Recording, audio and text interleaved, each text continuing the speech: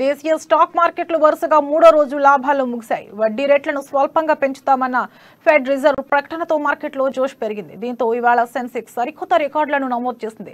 ఇవాళ ట్రేడింగ్ ముగిసే సమయానికి సెన్సెక్స్ 762 పాయింట్లు లాభపడి 62,273కి చేరుకుంది.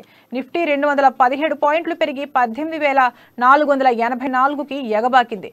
ఐటీ, టెక్ సూచీలు 2% పైగా లాభపడ్డాయి. బీఎస్ఈ సెన్సెక్స్ లో Infosys, HCL Technologies, Power Grid Corporation, Wipro, Tech Mahindra లాభాలను అందుకోగా Tata Steel, Bajaj Finserv, Bajaj Finance, Kotak Bank నష్టపోయాయి.